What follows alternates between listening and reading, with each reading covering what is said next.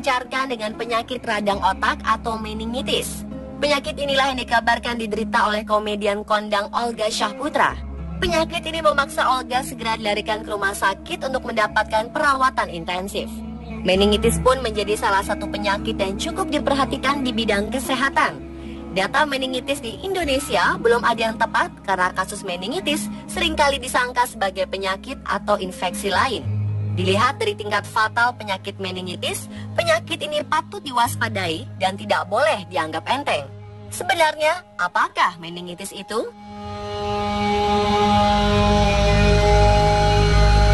Penyakit meningitis adalah gejala peradangan yang mengenai lapisan selaput pelindung jaringan otak dan sumsum tulang belakang yang disebabkan oleh bakteri, jamur, atau virus. Penyakit ini dapat disebabkan oleh mikroorganisme, kanker, jamur, luka fisik, obat-obatan tertentu yang dikonsumsi oleh pasien, serta parasit yang menyebar ke dalam darah dan melebur ke cairan otak.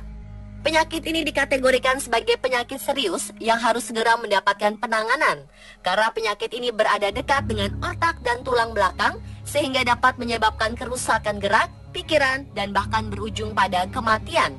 Meningitis bisa menyebabkan konsekuensi jangka panjang seperti tuli, epilepsi, hidrosefalus, dan kognitif, terutama jika tidak ditangani dengan cepat.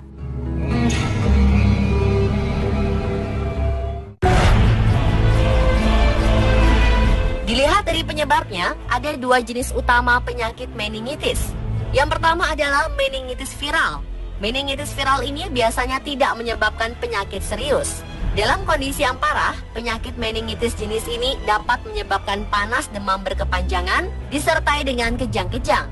Meningitis jenis ini disebabkan virus yang bisa menyebar melalui batuk, bersin, dan lingkungan yang tidak higienis.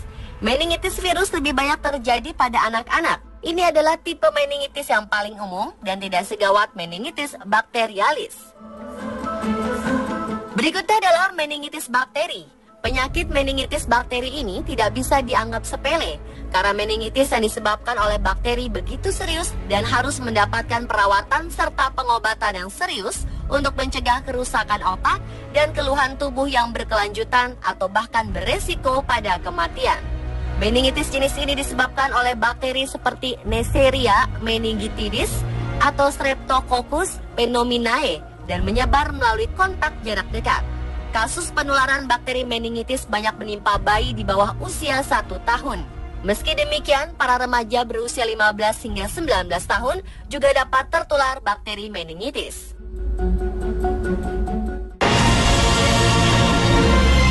Penyakit ini sering diderita oleh bayi dan anak-anak, tapi semua orang di segala usia bisa mengidap meningitis juga.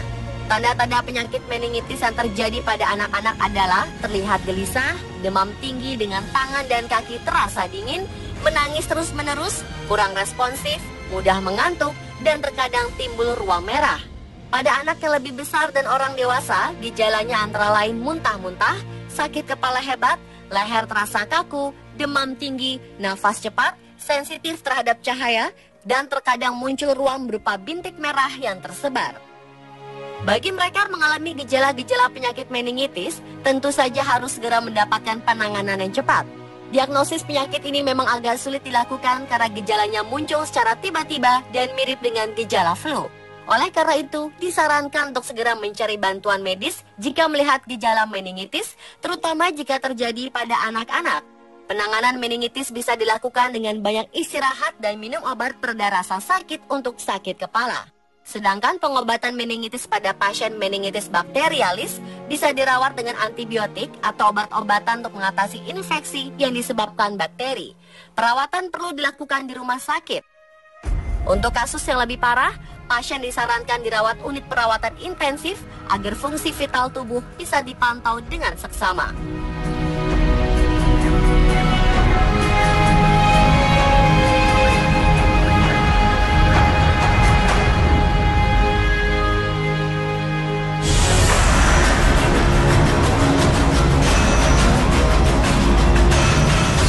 Penyakit ini memang cukup berbahaya. Tak hanya almarhum Olga Syahputra, beberapa selebriti tanah air lain pun juga pernah menderita penyakit mematikan ini. Ada yang bertahan dan sembuh, ada pula yang harus meninggal karena penyakit ini. Yang pertama adalah Ashanti. Di tahun 2013, Ashanti harus dilarikan ke rumah sakit karena sakit kepala yang dirasakannya. Ashanti yang kala itu sedang melakukan syuting sebuah film, didiagnosa menderita meningitis. Ashanti pun melakukan berbagai pengobatan dan sembuh dari penyakit meningitis.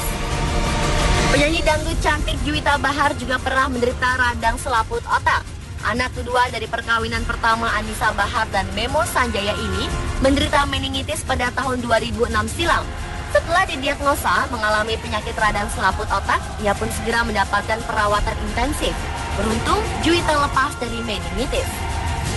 Putri dari Dewi Yuldare Sahetapi, yakni Giska Putri Agustina Sahetapi, meninggal akibat penyakit meningitis. Meski telah mendapatkan perawatan medis, sayangnya Giska tak bisa diselamatkan. Ia meninggal dunia pada tahun 2010 silam.